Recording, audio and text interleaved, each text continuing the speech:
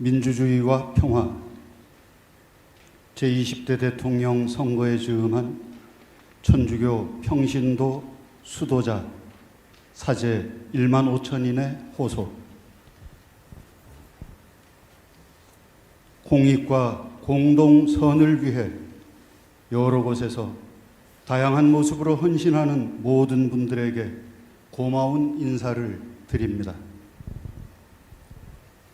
제20대 대통령을 뽑는 이번 선거가 대한민국을 한층 새롭고 정의롭게 행복하고 이롭게 만드는 기회가 되기를 빕니다. 정치는 공동선을 추구하는 한 사랑의 탁월한 형태 가운데 하나임을 생각하며 정치적 소명을 받은 모든 이들을 기꺼운 마음으로 축복합니다. 모든 선거가 그렇지만 대통령 선거는 국가의 운명을 가르는 중대한 정치 행위입니다.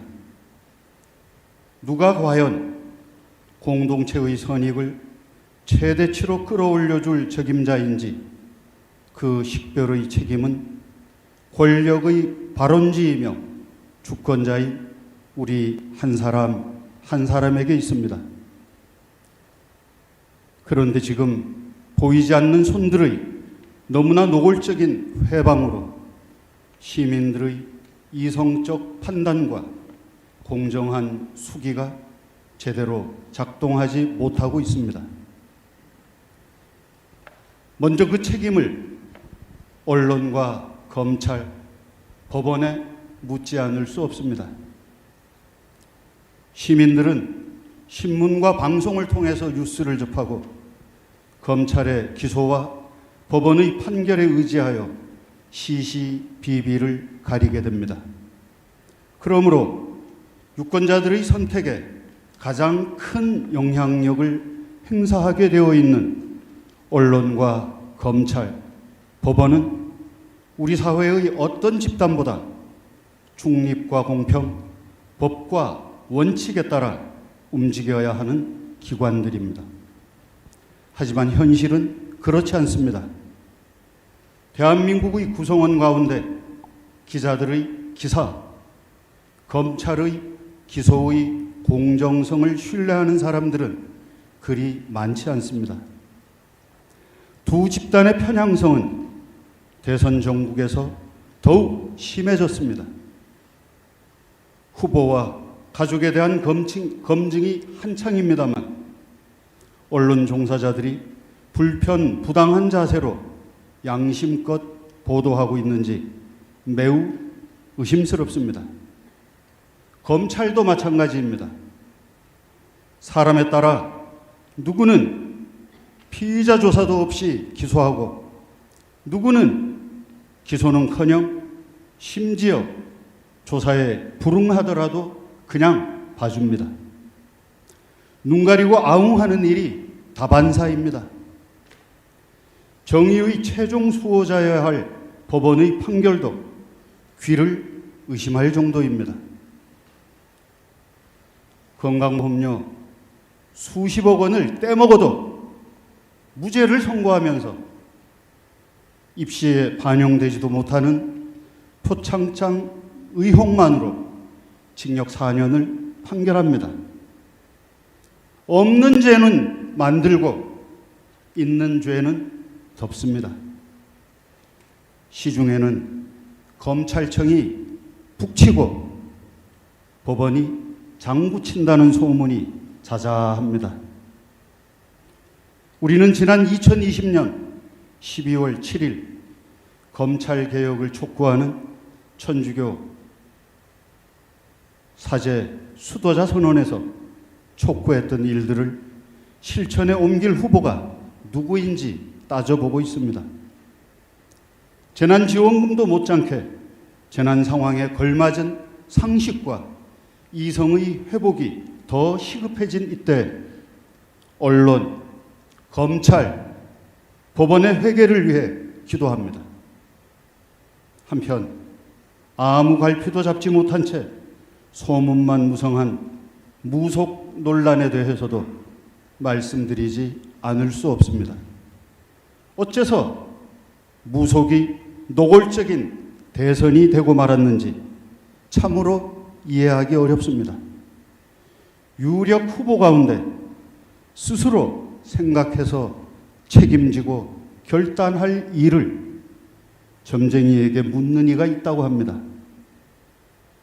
압수수색을 발동해야 하는 절체절명의 사안을 두고 누군가에게 물어서 하지 않았다는 게 사실이라면, 나아가 그랬던 이유마저 자기를 이롭게 하기 위함이었다면 참으로 끔찍한 일입니다. 한사코 이성과 신앙의 조화와 종합을 위해 분투했던 가톨릭 교회의 정신으로는 도저히 용납할 수 없는 일입니다.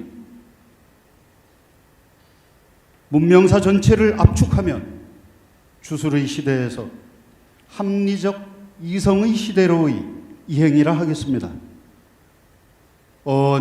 근본 대선은 이성적 평화 세력에게 미래를 맡길 것인가, 아니면 주술 권력에게 칼을 쥐어줄 것인가 하는 선택의 문제가 되고 말았습니다.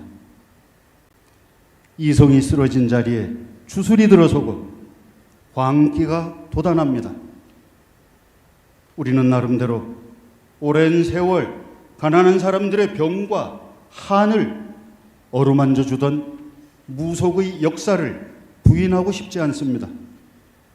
다만 인생사를 독립적으로 판단 내리지 못하고 보편성, 타당성, 신뢰성을 인정받기 어려운 바깥의 힘에 의지하여 살아온 사람이 아이들의 안정과 생명을 위해 민첩하게 대응할 수 있는지, 이해가 각축하는 국제사회 속에서 통일 코리아를 위한 지도력을 발휘하기나 할지 걱정하는 것입니다.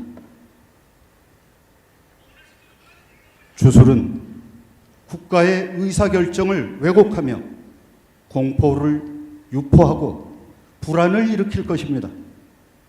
한 종교의 가르침이 생명의 말씀이 되는 까닭은 정의와 평화, 인권이라는 만고불변의 가치에 바탕을 두기 때문입니다.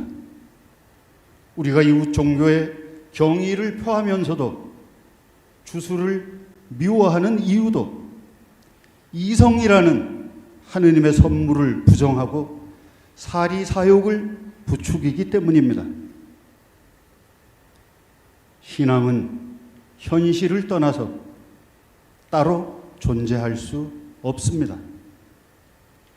주술의 지배를 거부하는 것은 신앙을 지키기 위한 최소한의 고백적 행동입니다.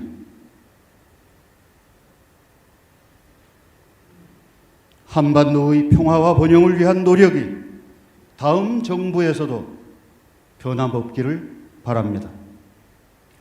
힘으로 상대를 제압하고 그래서 얻어지는 결과라야 진짜 평화라는 주장을 들을 때마다 심란합니다. 판문점 선언과 평양 선언을 통해서 거둔 성과를 두고 정치적 쇼, 평화는 말이 아니라 힘이 보장한다, 북한을 주적으로 명시하겠다 면서 선제 타격과 킬체인을 운운하는 등 호전적 의지를 과시할 때마다 마음이 어두워집니다. 최근에는 사드 추가 배치를 공약하였습니다.